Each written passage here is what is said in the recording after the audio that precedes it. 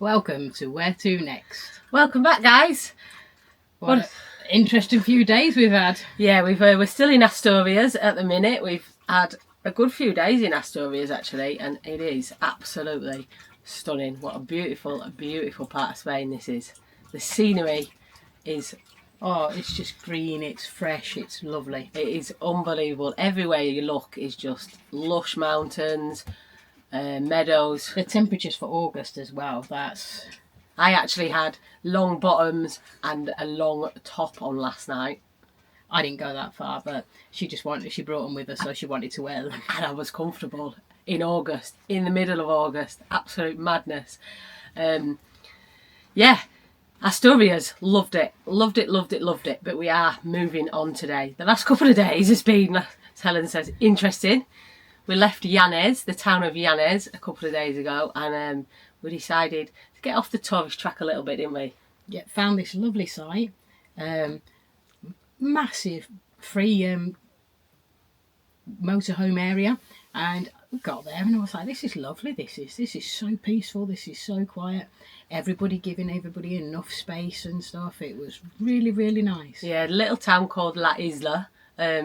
Not heard anything about this place on forums and things like that I was looking up before, so I thought, yeah, it might just be, might not be much there, and there wasn't really with respect to restaurants, cafes, bars or anything, so not that many tourists attracted to it, which was going to suit us fine, so we thought, because we wanted a nice couple of days, just chill out, relax, and just spend some time walking with the boys and things like that. So when we got to this motorhome area, yeah, we thought this will do us absolutely fine.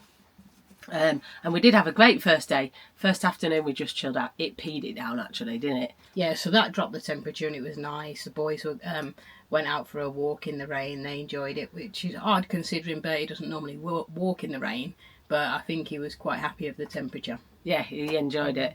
And then we thought we'd have a nice early night and get up fresh the next day. So we was in bed by 10 o'clock, weren't we? Yeah, probably about 10:30ish, yeah. About 10:30.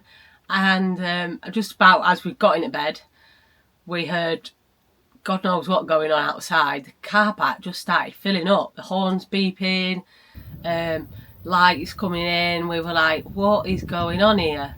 And music started. So we were like, okay, maybe it's just kids having a party, you know, they have their botellón parties, well, that might be it.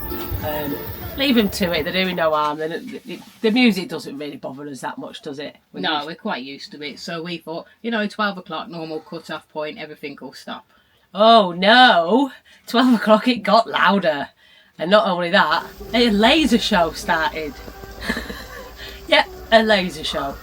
We opened the window, had a little look out, and there was lasers and proper loud music. This was no music coming from car radios.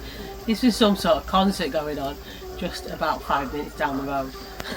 The laser show was like aliens had landed. There was just lights. It really was, because it was so dark. So dark, the whole sky was lit up. We did manage to get some sleep though that night, didn't we? Yeah, to be honest. I think we were that tired. Yeah, we just slept pretty well, mate. We did. And then the next day we decided, right, we're going to get up and we're going to go walk into that area that it was all coming from and find out what the hell was going on there. So we got the boys and took them for a little wander down to there, and it turns out it's Isla Fiestas. Yep, we've fallen on the quietest little town in the north of Spain's yearly Fiesta. And my God, they party.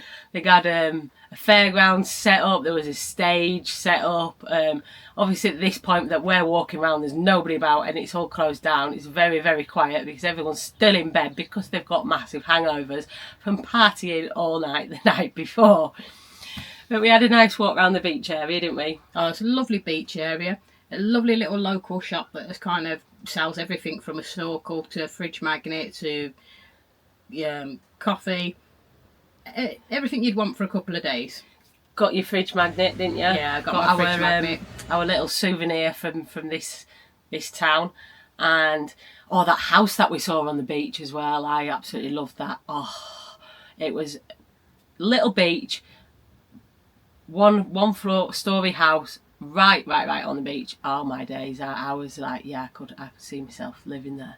But then Helen did say we would have to tell the dogs that they weren't allowed on the beach 3 months a year, which wouldn't go down too well, would it? No.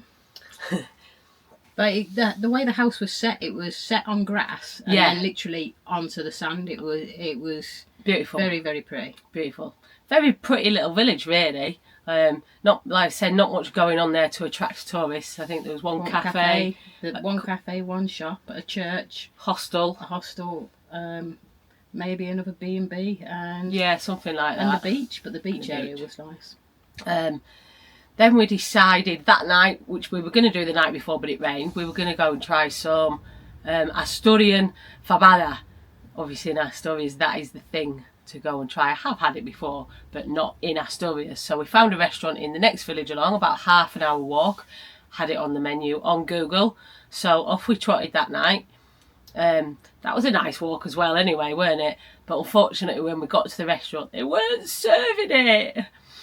We had to queue for a table as well, because on this stretch there was about 3 restaurants, but there was only this one that was open. So we had to queue for a table.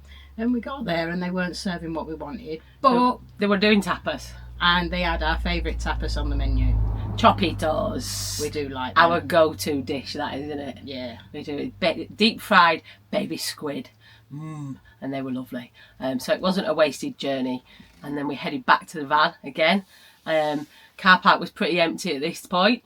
We thought, what's going to happen tonight? What are we in for tonight? Well, the same happened about 10:30, 11 o'clock. The car park started filling up even more this time, didn't it? I opened the door from the van and I was like, oh my God, there's a car there. Yeah, there was literally a car just parked. We could open our door like this much. That was it. And there was a van behind us. Everyone, it was absolute chaos. Music started, and this time at midnight we were treated to a firework display, which didn't go down well with the boys. So we did spend the next 20 minutes playing games with treats, keeping them calm, and they coped very well actually. They did handle it very well. They're not terrified of fireworks, so they don't like them. It sends them a little bit skitty, but we get enough of them where we are that they're not too affected by them, are they? You managed to play the treat game, and they did go on forever though. It felt like they were going on forever and ever and ever. It must have been a good 15-20 minutes. Yeah. And we were like, we can't keep feeding them treats. They end up. I was hiding them, making them do tricks and all sorts. Oh, you was having a right good conversation with Bertie as well, weren't you? Yeah, keeping him calm. Yeah. So that was last night. And the chaos carried on right the way through all night. I hardly slept last night. I don't know about you. Well, we got up at 6 this morning. But when I got up after all the fireworks and everything, because I could hear loads of commotion going on outside, everyone was blocked in because the cars that had come in and just literally dumped them, they'd just parked anywhere, they didn't care who they'd blocked in, what was going on. So there was people that had just gone to see the fireworks, there was people that had gone to see the concert after the fireworks. Nobody could get back to the cars, get in or out the cars. The whole the car park was just basically gridlocked. There was a poor couple who pulled up behind us, and they apologised, didn't they? Said, I'm sorry, we can't, we're stuck, basically. And we were like, don't worry, we're not moving tonight, don't worry, it's fine. But I think they must have rented their van. And the way that he was, there was another couple in the car behind saying, move, go this way, let me get past, blah, blah, blah, blah. And he was in a bit of a panic, was this young lad. I don't think he'd got much experience driving a van. I felt so sorry for him. He was so polite He was lovely, but he just didn't know what to do. He was stuck and everyone was getting on his case. It was like, oh my days. This is at, like I said, we got up at 6 in the morning. This was at 5 o'clock in the morning. Yeah, between 4 and 5. Yeah. Between 4 and 5. It was still pitch black, but you could just see lights, car lights all over horns, the place. Everything going on. Chaos. So we got up nice and early today. Managed to get out because everybody had left, so there was plenty of, well, obviously apart from the vans that were stopping there. Yeah, eventually somehow they managed to find their way out of that maze of cars. There was a space for us to get out this morning, thankfully.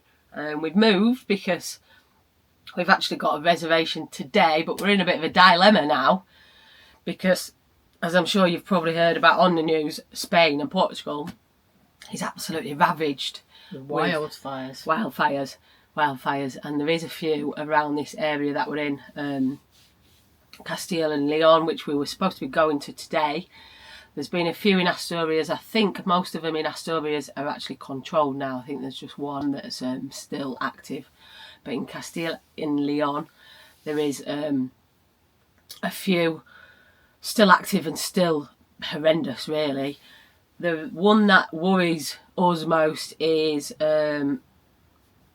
it's not the big one. That's not the area that we were supposed to be going to, but this reservation that we've got, we booked because we know from last weekend that it's going to be virtually impossible to get anywhere packed up anywhere on the coast this weekend because it's the weekend. Not only that, it's a bank holiday weekend.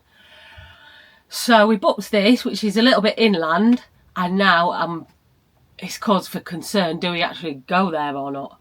So we're going to check everything out, phone the campsite, see what they recommend, and be as safe as we can. It's a bit difficult to find anything out yet. It's a bit early, so we're going to go and fill up, empty, get all that sorted, get some fuel put in, and then figure out our next steps, whether we go to this place. Like Helen says, we're going to have to give them a ring and see what they advise.